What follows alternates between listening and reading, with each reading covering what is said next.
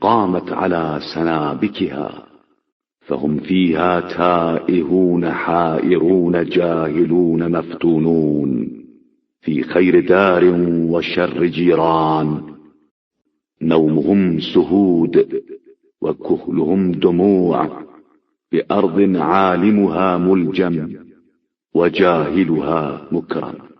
اور خود اپنے پنجوں کے بل کھڑے ہو گئے تھے. یہ لوگ فتنوں میں حیران و سرگرداں اور جاہل و فریب خوردہ تھے. پروردگار نے انہیں اس گھر یعنی مکے میں بھیجا جو بہترین مکان تھا لیکن بدترین ہمسائے، جن کی نیند بیداری تھی اور جن کا سرما آنسو. وہ سرزمین جہاں عالم کو لگام لگی ہوئی تھی اور جاہل محترم تھا. آل رسول اکرم علیہ السلام.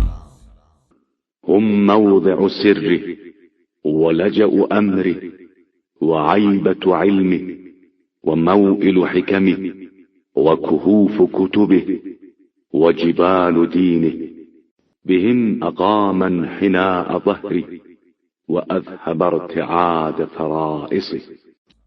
یہ لوگ راز الہی کی منزل اور امر دین کا ملجا و ماوا ہیں.